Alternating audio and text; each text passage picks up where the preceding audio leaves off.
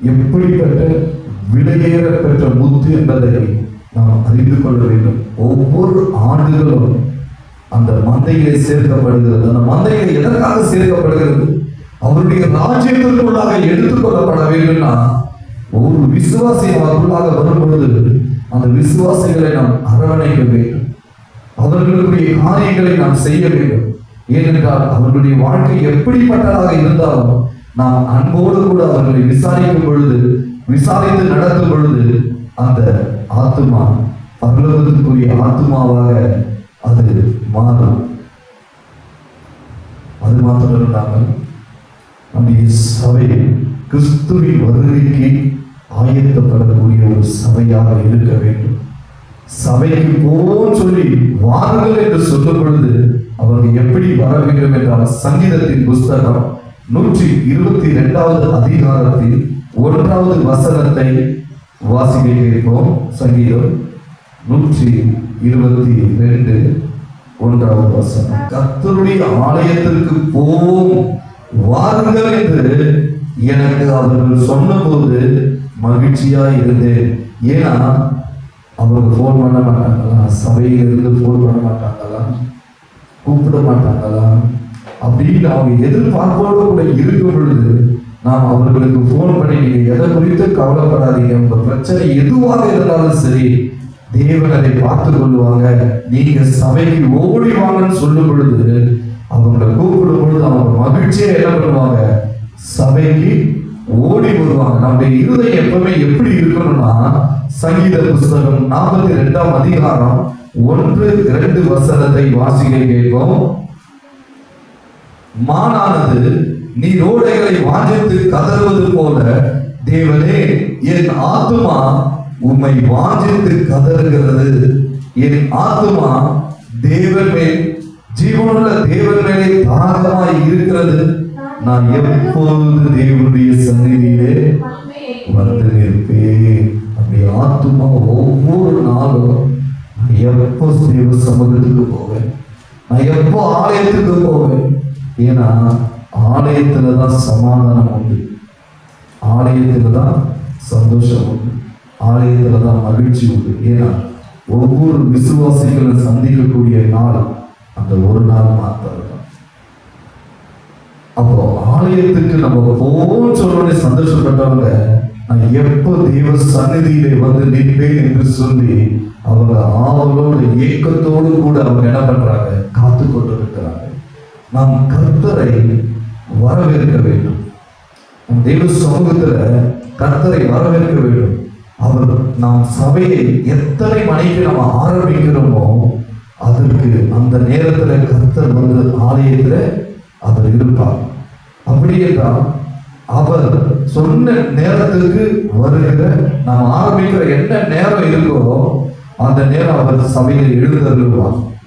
அந்த நேரத்துக்கு அவர் எப்பொழுதுமே சபையில் இருக்கிறவர். ஆராதனை நேரம் சொல்லிட்டோம் அப்படின்னா அந்த நேரத்தில் அவர் வந்து அமர்ந்திருப்பார், அவர் வந்து நம் மத்தியிலே வீற்றிருப்பார். அப்படி இருக்கும் பொழுது நாம் அந்த நேரத்தை என்ன பண்ணக்கூடாது? அவர் வந்து காத்திருக்க நம்ம வைக்கவே கூடாது. அவரை நம்ம காத்திருக்க வைக்கவே கூடாது. கர்த்தருக்கு காத்திருக்கிறவர்களோ புது பலன் அடைவார்கள். கர்த்தருக்கு காத்திருக்கிறவர்களோ புது பலன் அடைவார்கள். அப்படி என்றால் நாம் கர்த்தரை காத்திருக்க வைக்கும் பொழுது எந்த பலனை நாம் அடைவோம்? எந்த பலனை அடைவோம்? ஏசாயாவின் புஸ்தகம் 40ஆம் அதிகாரம் 31வது வசனத்தை வாசிக்க கேட்போம். கர்த்தருக்கு காத்திருக்கிறவர்களோ புது பலன் அடைந்து கழுகுகளைப் போல சேட்டைகளை அடித்து எழும்புவார்கள்.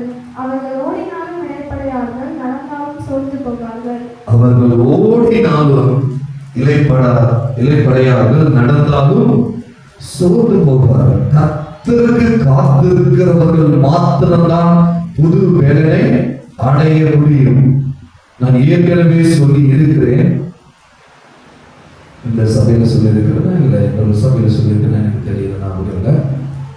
கர்த்தருக்கு காத்திருக்கும் பொழுது ஒரு புது பலனை நம்மால் அடைய முடியும். ஏனென்றால் கர்த்தருடைய சமூகத்துக்கு எப்போ போகணும், தேவ சந்நிதியிலே வந்து எப்போ நிற்போம் என்று சொல்லி நம்முடைய இருதயம் ஒரு வார்த்தையோடு கூட நாம் காத்திருக்கும் பொழுது, காத்திருக்கும் பொழுது ஒரு புது பலனை, எப்பவுமே இல்லாத ஒரு பலனை நம்மால என்ன பண்ண முடியும், அடைய முடியும்.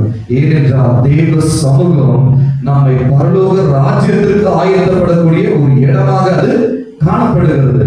ஒரு கழுகை எடுத்துட்டோம்னா அந்த கழுகு வயதான பிறகு கிட்டத்தட்ட அதுக்கு அதனுடைய லைஃப் 70 இயர்ஸ், 70 ஆண்டுகள் மாத்திரம்தான் அந்த கழுகு ஜீவனோடு கூட வாழ முடியும்.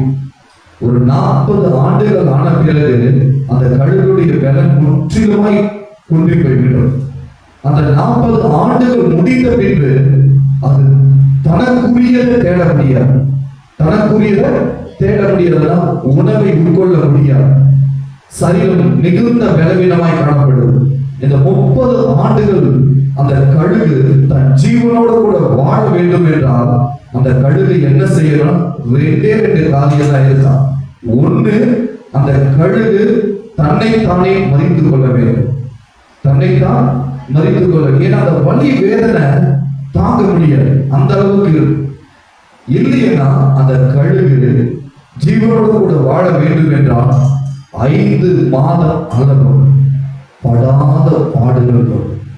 5 மாதம் அளவு 5 months heavy pain equals.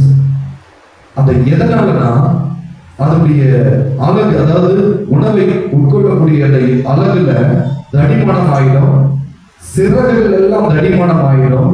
அப்படி இருக்கும்போது அந்த கழுகு உயர ஒரு மலையில போய் அதனுடைய சிறகுகள் எல்லாம் என்ன பண்ணுமா, அடித்து பிச்சு போட்டு அழகுகள்லாம் உடைந்து ஒரு மொட்டையான கழுகு எப்படி இருக்குமோ அது போல அந்த கழுகு என்னவாகுமா இருக்கும். அப்ப இத்தனை வலி, இத்தனை வேதனை, இவ்வளவு சுமந்துட்டு அந்த 5 மாதம் கழித்த பிறகு அதனுடைய சிறகுகள் எல்லாம் என்னவாகுமா, புதுசா முளைக்கும். அது புதுசா முளைச்ச பிறகு அந்த 40 ஆண்டுகள்ல இருந்த பலனை விட மீதம் இருக்கக்கூடிய அந்த 30 ஆண்டுகள் அது உயரம் பறந்து ஒரு புதிய பலன் அடையுமா. அப்ப கர்த்தருக்கு காத்திருக்கிறவர்கள் புது பலன் அடைவார்கள் என்றால் நாம் தேவனுடைய சந்நிதியில வந்து நாம் ஒவ்வொரு வாரமும் நாம் காத்து இருக்கும் பொழுது அவருடைய ராஜ்யம் வரும் பொழுது ஒரு புதிய பலத்தோடு கூட நாம் அவருடைய ராஜ்யத்திற்குள்ளாக பிரவேசிக்க முடியும். ஹல்லேலூயா. அதைதான் நாம் ஏசாயாவின் புத்தகத்தில் 40வது அதிகாரத்தில் 31வது வசனத்தை நாம் வாசித்து பார்த்திருக்கிறோம். மறுபடியும் வாசிப்போம். கர்த்தருக்கு காத்திருக்கிறவர்களோ புது பலன் அடைந்து கழுகுகளைப் போல சேட்டைகளை அடித்து எழும்புவார்கள். கழுகுகளை போல, அந்த கழுகு எப்படி ஒரு புதிய பலனை அடைகிறதோ அதே போல நாமும் கர்த்தருக்கு அவருடைய சந்நிதியில வந்து நம்ம காத்திருக்கும் பொழுது நம்முடைய அது இம்மைக்கு மாத்திரம் அல்ல, அது மறுமைக்கும் உரிய ஒரு புதிய பலனாக இருக்கும். நம்முடைய குடும்ப வாழ்க்கையில நாம் செய்கிற வேலை, நாம் செய்கிற தொழில நமக்கு ஏற்ற ஒரு புதிய பலனை ஆண்டவர் அதை நமக்கு கொடுக்க வல்லமை உள்ள ஒரு தேவனாக இருக்கிறார். நாம் தேவ சமூகத்திலே வந்த பிறகு தேவனுடைய வார்த்தைகளை கேட்கிறோம்னா அந்த வார்த்தைகளை இந்த காதாலை கேட்டு அந்த காதால விடக்கூடாது. ஏனென்றால் தேவனுடைய வார்த்தை நமக்குள்ளாக காதுகளுக்குள் புகுந்தால் நம்முடைய இருதயத்திற்குள் அந்த வார்த்தைகள் என்ன பண்ண வேண்டுமா, எழுதப்பட வேண்டும்.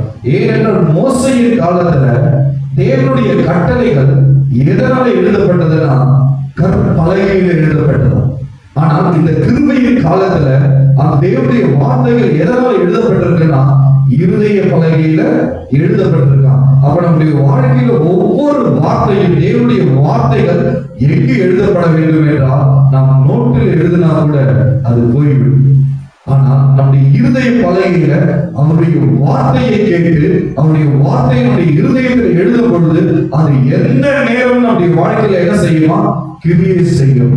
யாக்கோபின் புத்தகம் 1ஆம் அதிகாரம் 22வது வசனத்துல இருந்து 24வது வசனம் வரைக்கும் வாசிக்க கேட்போம். இந்த இடத்துல எல்லாரும் நீங்கள் உங்களை வஞ்சியாத வழிக்கு திருவசனத்தை கேட்கிறவர்களாய் மாத்திரம் அல்லாமல் என்ன சொல்றாங்க, அதன்படி செய்கிறவர்களாயினா அதன்படி நாம் வாழக்கூடியவர்களாக கூட இருக்க வேண்டும். தேவன் நம்மோடு கூட ஒரு வார்த்தையை பேசுவார், ஒரு வசனத்தை பேசுவார். ஒருவேளை நீங்க தேவனுடைய சமூகத்துல இருந்தாலும் சரி, நீங்க வீட்டுல தியானிக்கும் பொழுதும் சரி, கர்த்தர் உங்களோடு கூட அந்த வார்த்தையை பேசும் பொழுது அந்த வார்த்தையை கை கொண்டு அந்த வார்த்தையின்படியாக நீங்க நடக்கும் பொழுது, கர்த்தருடைய அந்த வசனத்தை நீங்க கேட்டு அதன்படி நீங்க செய்யும் பொழுது உங்களுடைய வாழ்க்கை ஒரு பிளஸிங்காக இருக்கும். ஏன்னா நம்ம கண்ணாடியில முகத்தை பார்க்கிறோம், அந்த கண்ணாடி முகத்தை பார்த்து அந்த கண்ணாடியை விட்டு நம்ம இப்படி வந்த பிறகு நம்முடைய முகம் மறைந்து போகிறது போல நாம் காதால கேட்டு அதை அப்படியே விட்டு விடாமல் நம்முடைய இருதயத்தில் என்னவா இருக்கணும், அந்த வார்த்தைகள் இருதயத்திலே பதியப்பட வேண்டும். 24வது வசனம் மறுபடியும் வாசிப்போம். 24. அவன் தன்னைத்தானே பார்த்து அவ்விடம் விட்டு போனவுடனே தன் சாயல் இன்னதென்பதை மறந்து விடுவான். அப்படி மறக்க கூடாது என்பதுதான் இங்க வேதத்துல நாம் பார்க்கிறோம்.